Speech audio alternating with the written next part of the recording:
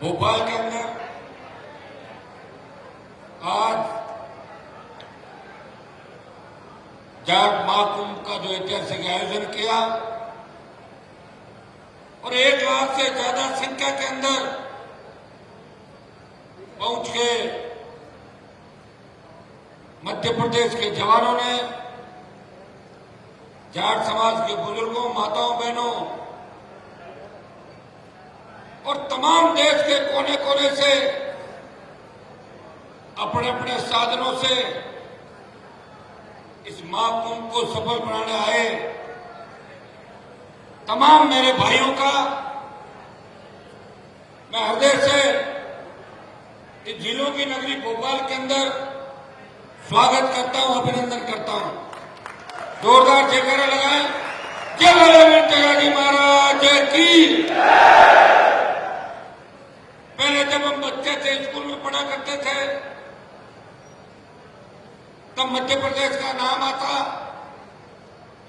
तो हम सोचा करते थे कि जाटों की संख्या कम है। हमारे उधर अकाल पड़ते थे और लोग मालवा की तरफ जाते थे और मालवा जहां की जमीनें सबसे उपजाऊ देश के अंदर, और मालवा की एक खासियत है, जो मालवा के अंदर आ गया वो मालवा का होकर रह गया।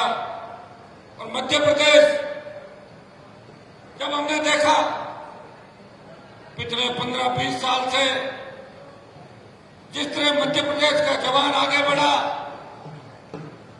जिस तरह हमारे समाज के नौजवानों ने, हमारे समाज की बेटियों ने, चाहे शिक्षा का क्षेत्र हो, चाहे बॉर्डर पर शहादत देने की बारी हो, चाहे अन्न उत्पादन की बारी हो, और चाहे किसान आंदोलन के अंदर अगर मंदसौर में नेतृत्व करके देश में कर्ज माफी के आंदोलन की हवा अगर किसी ने बढ़ाई, तो राजस्थान की हुंकार रैलियों के बाद मध्य प्रदेश के किसानों ने हमेशा किसान के लिए और समाज के लिए, हमारे समाज के लोगों ने बलिदान दिया, वो इस इतिहास से भुलाया नहीं जा सकता। मंच में उपस्थित मेरे भाई, और यहां पे हमेशा हम तो एक नाम सुनते हैं, कमल पटेल जी। पहले विक्रम वर्मा जी का भी नाम सुनते थे, पहले मैं भी क्या कि इस पार्टी में कमल जी है, गलती से मैं भी कई समय उस पार्टी के अंदर था,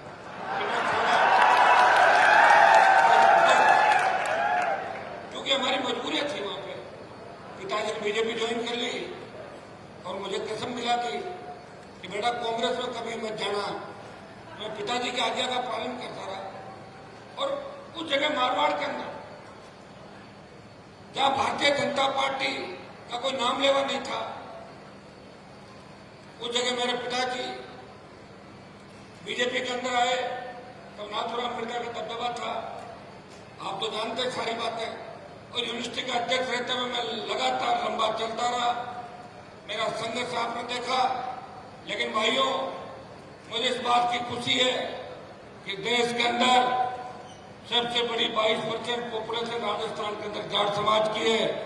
वहां क्षेत्रीय पार्टी बना के राजस्थान के जवानों को अगर दिशा देने का किसी ने काम किया तो नागौर के सांसद ने धौलपुर से बाड़मेर और डूंगरपुर से लेकर गंगानगर तक किसान के बेटों को एकत्रित किया। जब आपको मेरी आवश्यकता पड़ी, यदुवीर जी अभी कहना भूल गए थे कि जब देश के अंदर मैं बीजेपी से गठबंधन के बाद एमपी बना था, और गठबंधन जब होता है तब ताकत होती है किसी के पास।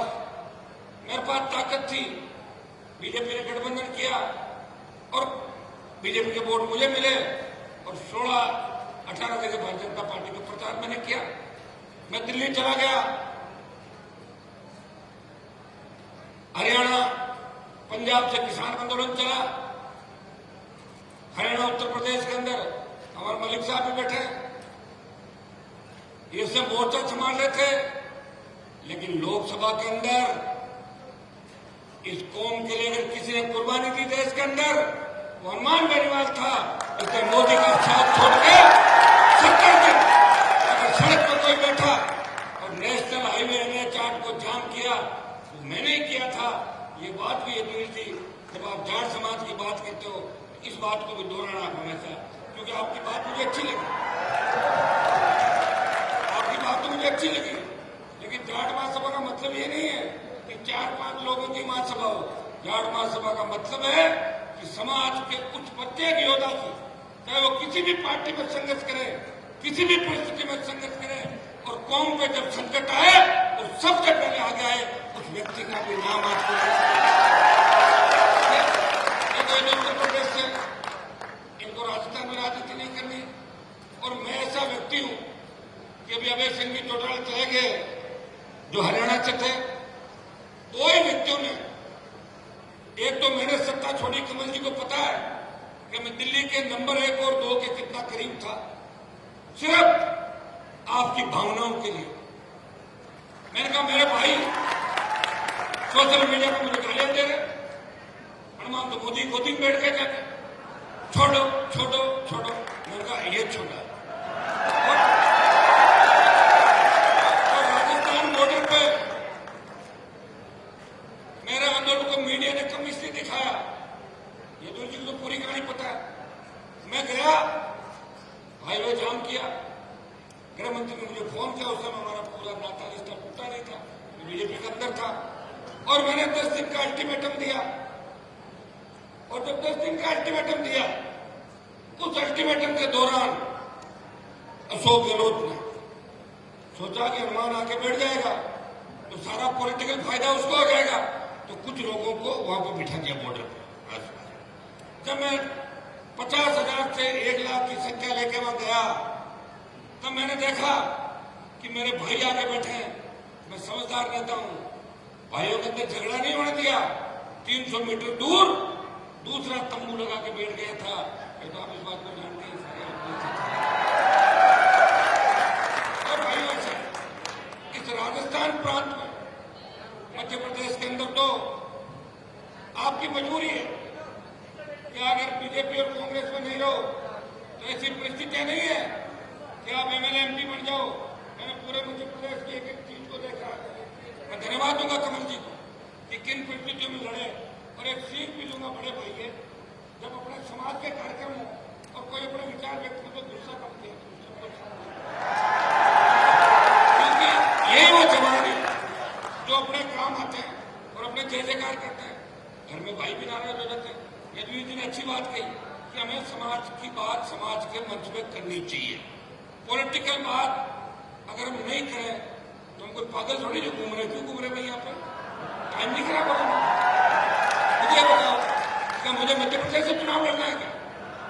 मेरा 3 दिन का टाइम मेरे आने जाने का जाएगा, तो अगर तुम्हें संदेश ही नहीं देके जाऊंगा मैं खाली थोड़ी बैठा हूं, फालतू क्या? मैं आया हूं मेरे भाइयों की मदद करने के लिए, हौसला अफजाई करने के लिए। लेकिन एक बात और कहकर जा रहा हूं, मैं मध्य प्रदेश के अंदर राष्ट्रीय लोकतांत्रिक पार्टी को चुनाव लड़ा के समाज में दरार पैदा नहीं करूंगा। ये कदम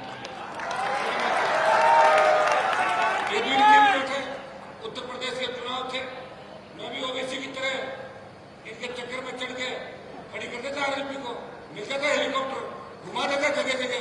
वोट किसके टूटते, वोट ये भी जानते किसके टूटते, लेकिन हनुमान बेनीवाल ने वो काम नहीं किया।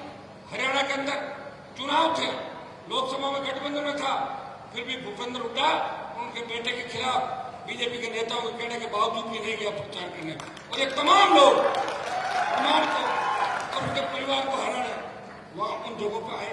तो सौदा बराबर का होता है, एक तरफा नहीं होता। लेकिन मैंने हमेशा बलिदान दिया। मेरा पूरा इतिहास जब उठा के आप देखोगे कि राजनीति के अंदर कमल जी मंत्री बने, मैं भी बन जाता 2003 के अंदर।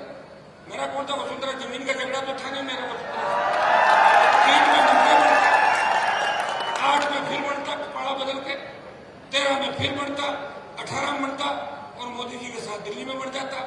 भाइयों, किसान आंदोलन में अकाली चले गए, वो तो सत्ता का सुख भोगे हुए थे, मुख्यमंत्री से लंबे समय तक क्या फर्क पड़ गया? देश की सबसे नई पार्टी राष्ट्रीय लोकतांत्रिक पार्टी, जो राजस्थान में बड़े बड़े नेता हुए, राजस्थान में 70 साल पार्टी नहीं बना पाए, कांग्रेस छोड़ी, भाजपा, कभी लोकदल, कभी कभी जनता दल, कभी दम की पा, कभी बसपा। पार्टी बना के जो सबसे नई पार्टी थी, जब समाज को आवश्यकता पड़ी, एक झटके में पार्टी छोड़ दी और NH 8 जो गुजर अनशन आंदोलन के समय भी बंद नहीं हुआ था, उसको बंद किया हनुमान बेनीवाल। और दूसरे आपके हरियाणा के अंदर जिस व्यक्ति ने MLA से इस्तीफा दिया, बेसिक चौटाला बैठे थे, उन्होंने भी बड़ी कुर्बानी दी। अगर वो चुनाव हार जाते तो 3-4-5 की जीत हुई। तो जो व्यक्ति कुछ करता है, लड़ता है, उसको समाज हमेशा याद करता है। मैं तो आपसे यही कहना चाहूंगा सबसे कि कोई बीजेपी के अंदर बैठ के अपने समाज का भला कर रहा है, कोई कांग्रेस में कर रहा है, कोई RLP में बैठा, मैं तुम्हारी कम से कम ताकत बनाऊं जवानों के देश के अंदर, मैं वहां बैठा हूं। कोई व्यक्ति अपना बॉर्डर पे रखवाले कर रहा है, कोई जम्मू कश्मीर में कर रहा है। अपने मतभेद हो सकते हैं, मनभेद नहीं हो सकते। अभी जो मुख्यमंत्री ने यहाँ कुछ घोषणाएं करी और ये आपके तेजा जी कल्याण बोर्ड का गठन किया, तो मैं धन्यवाद दूंगा मध्य प्रदेश के मुख्यमंत्री का और कमल जी का विशेष रूप से कि ये मुख्यमंत्री को सिखा के लाए और घोषणा कर रहे हैं। और ये भी कहा होगा कि 1 लाख बैठे यहाँ पे, सारे साधन संपन्न है और वो भी किसान वर्ग से आते हैं मुख्यमंत्री, OBC के व्यक्ति है। अपने समाज के प्रति मेरे हिसाब से उनकी भावनाएं ठीक है, ठीक बात करके गए। ये वीर तेजा जी कल्याण बोर्ड का गठन किया, तो इसमें कमल जी फिर अध्यक्ष किसी तेजा जी के भक्त में बनवाना, एक मंत्री का दर्जा और मिल जाएगा। एक तेजा जी महाराज के निर्वाण दिवस, तेजा दशमी पर 1 दिन का जो अवकाश किया, उसके लिए भी आप बधाई के पात्र हो। क्योंकि ऐसा है, करेंगे तो कोई जो सरकार के अंदर होंगे, लोकतंत्र के अंदर दो ही लोगों की चलती है, या तो सत्ता की चाबी हो, अपने लोगों का भला कर लो, या जनता की ताकत हो, सरकार को झुका दो। जनता की ताकत से प्रयास करें। देश में प्रधानमंत्री जी को अगर किसी ने झुकाया देश के अंदर, तो किसान आंदोलन करना, देश का किसान। और अगुवाई किसने की? जाट समाज ने अगुवाई की और हमारे जैसे लोगों ने कुर्बानियां दी। कई लोग, कई महिलाएं, 1000 लोगों ने शहादत दी। तो भाइयों, उसके बाद 3 कृषि बिल वापिस हुए थे। तो ये तो इतिहास है। इसलिए अपनी कौम के इतिहास की बात करना कोई पॉलिटिकल बात नहीं होती।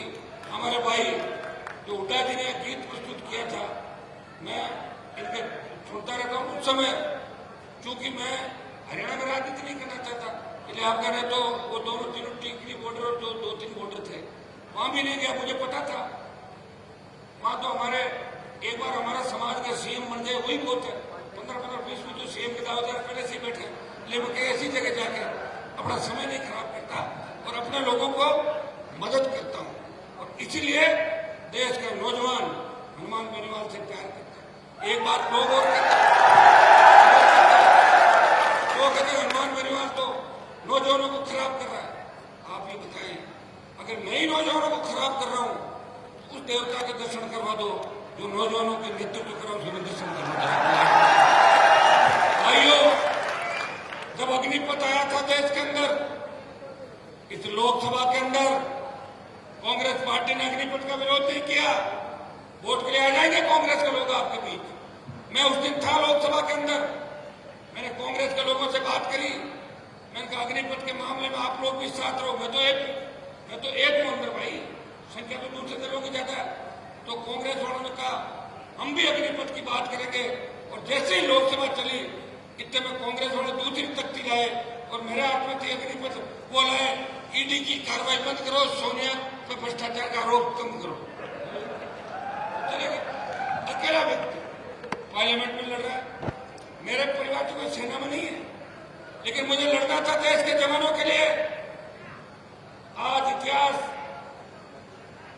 उठा के आप देखोगे कि आजादी के आंदोलन से लेकर 62, 65, 71 कारगिल की लड़ाई के अंदर अगर सबसे ज्यादा शहादत किसी कौम ने दी, हमारी कौम ने दी। अग्निपथ का सबसे बड़ा अगर नुकसान होगा हमारी कौम का होगा। इसलिए भाइयों, हनुमान बेनीवाल के मन के अंदर इस कौम के प्रति पीड़ा है। मंत्री तो 20 साल पहले बन जाता, मंत्री बनना ही नहीं मुझे। संतरी बढ़ के सेवा करनी है आपकी। जब चाहूं दिल्ली में बढ़ जाऊं और जब चाहूं राजस्थान में 5-7 मंत्री बनवा लूं, ये काम नहीं करना। मुझे करना है राजस्थान की सत्ता पे तेजा जी के भक्त को राजस्थान का मुख्यमंत्री बनाना। और मैं आपको यह भी विश्वास दिलाता हूं, मैं दूसरे नेताओं की तरह नहीं हूं कि हरियाणा के अंदर अगर जनाधार खो गया तो राजस्थान में आ रहे हैं, राजस्थान में आके मेरी कॉन्स्टिट्यूंसी में आ रहे हैं, कोई नकली ईंट दे रहा है, कोई दूसरे पैसे देके जा रहे हैं। भाई हमने तो ये काम नहीं किया। और मैं उनको चेतावनी देना चाहता हूं कि आप मेरे इलाके के अंदर आके मुझे छेड़ोगे तो मैं 1 रुपया कोई डालता है 100 रुपया उसका जरूर डालता हूं। अग्निपथ के खिलाफ देश में एक ही प्रदर्शन हुआ था। जोधपुर में 2 लाख जवानों की रैली करके हमने दिल्ली सरकार को चेतावनी दी कि अग्निपथ वापस लो और ये अधिकारियों के कहने से जो अग्निपथ आया इसको हमारे जो बच्चे हैं सेना के अंदर जो जा रहे हैं अग्निवीर बनने के बाद जिस तरह वापिस आ रहे हैं, ये कमल जी बैठे हैं, ये बात दिल्ली में आप ये समझाओ कि हिमाचल के अंदर जो सरकार आपकी गई और कर्नाटक के अंदर आ रहे हो तो ये अग्निपथ योजना का बहुत बड़ा असर हिमाचल के अंदर और कर्नाटक के अंदर है। और समय रहते अगर आप मामले को नहीं संभालोगे तो अब की बार जो महाभारत हो रहा है ना 4 स्टेट के अंदर, अगर ये चले गए फिर कुछ भी नहीं बचेगा। फिर मैं लूंगा, मैं आपसे बात करूंगा तो तैयार हूं, कोई दिक्कत नहीं, अपन मिलने का दोनों भाई कर लेंगे, लेकिन फिर ये मामला हाथ से चला जाएगा। और एक बात, आज हमारी बेटियों का हम सम्मान कर रहे हैं, जो मेडल लेके आई, अंतर्राष्ट्रीय स्तर की हमारी बेटियां, पहलवान बेटे रुको जंतर मंत्र पे बैठी है।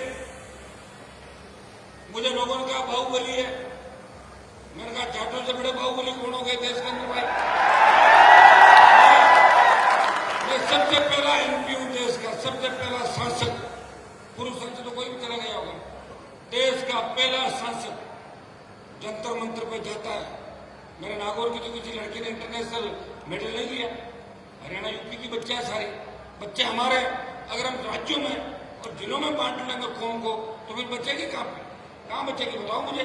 हम जब देश के अंदर सब एकजुट होते हैं और उसके साथ हमारे साथ जाट गुजर धाकड़ यादव दूसरी और हम कम्युनिटी को सबको साथ लेते हैं, डांगी पटेल पाटीदार, तब जाके किसानों का कुनबा बटा। चौधरी चरण सिंह इसलिए प्रधानमंत्री बनते थे कि मुस्लिम से तमाम जातियों को देश में साथ लेके चले थे। भाइयों, उन बेटियों को न्याय दिलाने अगर सबसे पहले गया और पूरे राजस्थान के अंदर 33 जिला मुख्यालयों पे उस बाहुबली के खिलाफ प्रदर्शन करा के पहलवानों का समर्थन किया तो नागौर के सांसद ने किया था, किसी कांग्रेस के नेता ने नहीं किया था।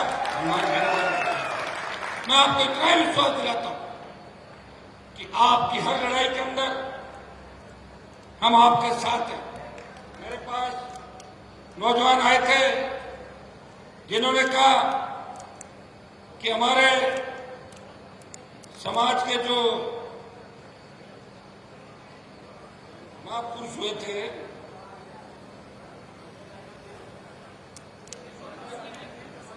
यशोधर्मन वीर, वो जाट राजा थे और उनके नीचे शायद दूसरी जाति लिख दी। तो मंत्री जी आप भी बात करें, चुनाव का टाइम है, मैं भी दिल्ली वालों को आगे दिखाऊंगा। मेरे हिसाब से चुनाव का टाइम मामला बैठ सकता है। कम से कम हमारा राजा तो छीन के कोई दूसरा नहीं ले गए, राजा तो हमारे जो उनको रखो। भाइयों, पानीपत मूवी के अंदर आपने देखा होगा, जब पानीपत मूवी के अंदर महाराजा सूरजमल के इतिहास के साथ छेड़खानी की गई तो लोकसभा के अंदर पोस्ट से जला के फेंकने वाला कोई सांसद था, वो नागौर का सांसद था और पानीपत मूवी से तमाम दर्शक हरियाणा के अंदर मलिक साहब भी थे आरक्षण आंदोलन के अंदर, लेकिन 4.5 साल से अभी मैं मंच पे एक ही पीड़ा जाहिर कर रहा था कि साहब मुझे कोई देश में तो चुनाव लड़ने नहीं, मेरा तो एक मिशन है। राजस्थान में क्षेत्रीय पार्टी की लंबे समय से डिमांड थी, राजस्थान में क्षेत्रीय पार्टी नहीं बनी, हरियाणा में क्षेत्रीय पार्टी भी बनी, हमारे समाज के सीएम भी रहे, यूपी में सीएम रहे और यूपी के प्रधानमंत्री रहे, दिल्ली के सीएम रहे, लेकिन राजस्थान में सीएम नहीं बना। 50-52 विधायक हुआ करते थे, आज भी 38-40 एमएलए, और 38-40 में से अगर 20 किसी की वजह से एमएलए है तो हनुमान बेनीवाल की वजह से, जिनको जिताया राजस्थान के अंदर। पार्टी के वोट बैंक की अगर चिंता करता तो वोट बैंक तो मेरा बढ़ जाता, 9 लाख से 17-18 लाख हो जाता, लेकिन हमें एमएलए घट जाते। मैंने मेरे समाज के साथ साथ कई शेड्यूल कास्ट के विधायकों की, अन्य पिछड़े हमारे जो गुर्जर समाज के भाइयों की, उनकी भी मदद की। और आपको पता होगा जब 2018 के अंदर राजस्थान में मुख्यमंत्री का चयन हो रहा था, एक विधायक सपोर्ट के लिए जा रहा था, तब सचिन पायलट ने मुझे कहा कि हनुमान जी, अगर आप अपने तीनों विधायक मुझे देते हो तो मैं सीएम बन सकता हूं। मैंने प्रेस कॉन्फ्रेंस करके कहा कि जाट भी तेजा जी की जय बोलते हैं और गुर्जर भी तेजा जी की जय बोलते हैं, ये हमारे भाई है, पायलट को सपोर्ट करता हूं। और ऐसा कोई कह सकता है, मुझे बताएं। ये हम वो हैं जो कहते हैं वो करते हैं। पॉलिटिकल माइलेज लेने की हमें कोई आवश्यकता नहीं। हमारा संघर्ष सबके सामने, एक व्यक्ति लड़ाई लड़ रहा है। मेरे पिताजी कोई मुख्यमंत्री नहीं थे, मेरे दादाजी कोई दिल्ली के नेता नहीं थे, हाँ विधायक जरूर थे। एक गांव की स्कूल से पढ़ के विश्वविद्यालय की राजनीति से विकट विपरीत परिस्थितियों में तमाम समाज के बड़े लोग जिसके खिलाफ रहे राजस्थान के अंदर, उनसे निकलता हुआ एक व्यक्ति सत्ता को ठोकर मारते हुए आगे बढ़ता है और देश के प्रधानमंत्री का साथ छोड़ के 70 दिन अगर कोई एमपी सड़क पर बैठता है किसान और समाज के लिए, नागौर का सांसद है जो अपने भाइयों की दुख तकलीफ को समझता है। भाइयों, हजारों ऐसे उदाहरण होंगे इस राजनीति के अंदर, राजस्थान के अंदर, जिस तरह नौजवानों को लड़के उनको लड़ना सिखाया। मैं यूनिवर्सिटी का अध्यक्ष था, मुझे पता है कि हमारे बावली जो जिले थे वहां लोग ज्ञापन देने के लिए जाते थे, एक हेड कांस्टेबल आता था, अब हमारी जब मर्जी हो बुला लो डीजी की सड़क पे, चीफ सेक्रेटरी को बुला लो, आईजी को बुला लो, घुस जाते लोग कार्यालयों के अंदर। ये लड़ना सिखाया नौजवानों को राजस्थान में, और लड़ना किसने सिखाया? हनुमान बेनीवाल ने सिखाया। और मेरा कोई अगर बिजनेस होता, मैं कोई गलत काम करता, तो निश्चित रूप से ईडी और सीबीआई और सीआईडी मेरे घर पे भी आ जाती। आप अच्छी तरह इस बात को जानते हो। हनुमान बेनीवाल संघर्ष कर रहा है आपके लिए। मैंने एक घोषणा इसलिए की कमल जी यहाँ पे कि कल को आप ये सोच लो कि चुनाव का टाइम है कि हनुमान जी को तो या चुनाव आरोपी को नहीं लड़ना, वैसे लोग लड़ा सकते हैं, पॉलिटिकल पार्टी कहीं भी उम्मीदवार खड़े कर सकती है, लेकिन मुझे चिंता है मेरे समाज की, मेरे भाइयों की, कि मैं अगर मध्य प्रदेश, हरियाणा, यूपी या दूसरी जगहों पे कैंडिडेट लड़ाऊंगा तो मेरे समाज का और किसानों का नुकसान होगा। इसलिए मेरा उद्देश्य सिर्फ राजस्थान है, और राजस्थान के अंदर मैं विश्वास दिलाता हूं कि इस बार जिस तरह नौजवानों की भुजाएं फड़क रही है, जिस तरह तेजा जी के भक्त राजस्थान की सड़कों पर निकले, इस बार मुकाबला कांटे का होगा। कांग्रेस तीसरे नंबर पर चली जाएगी और मुकाबला राष्ट्रीय लोकतांत्रिक पार्टी और भारतीय जनता पार्टी का राजस्थान के अंदर होगा। इस बात को आपको जानना होगा। मैं ये तो नहीं कहूंगा चुनाव आपका साथ साथ है, यहाँ आप अपने हिसाब से काम करें, लेकिन राजस्थान में मेरा ध्यान जरूर रखना, क्योंकि आप अगर मेरा ध्यान रखोगे तभी मैं जयपुर और दिल्ली के अंदर आपका ध्यान रख पाऊंगा। भाइयों, आज कुछ हमारी जो डिमांड थी, कुछ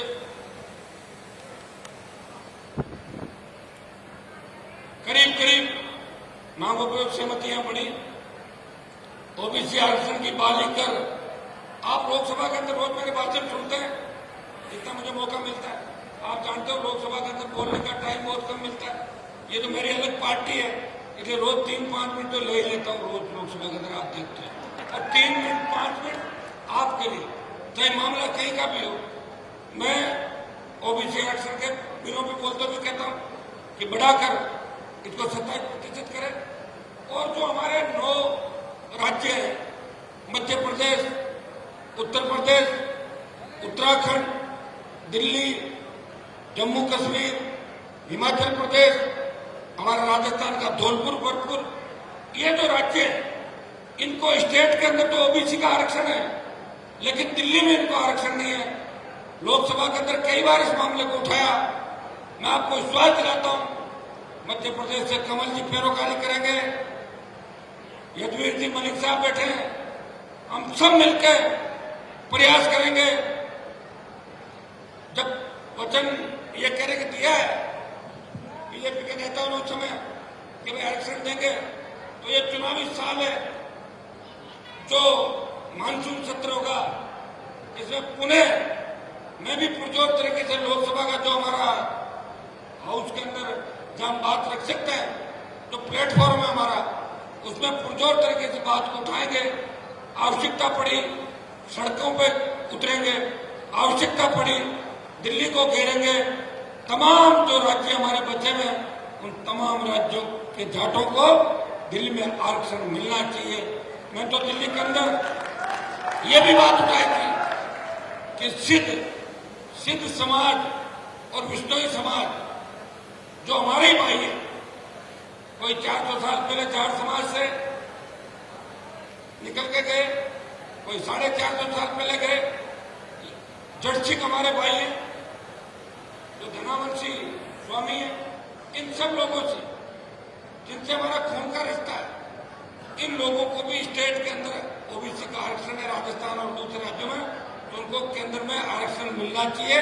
ये लोकसभा के अंदर रोज आप इस बात को सुनते हो कि एक व्यक्ति जो लोकसभा में बैठे रहता है, रात की 12 बजे तक इंतजार करता है कि कब मेरा बोलने का नंबर आए और कब मैं मेरे भाइयों के लिए, किसानों के लिए, मेरे समाज के लिए, शोषित पीड़ित तबके के लिए आवाज उठाऊं और बात करूं। मुझे खुशी है कि आज आपने मध्य प्रदेश के अंदर 1 लाख की संख्या में इकट्ठे होकर देश के अंदर संदेश दे दिया कि देश की सरकारें, राज्य की सरकारें सुन ले कि हमारे हितों में अगर कुठाराघात हुआ तो हम बर्दाश्त नहीं करेंगे, और हमसे अगर मिला के चलोगे तो 7 दिन में भी जाटों को कोई मुकाबला नहीं।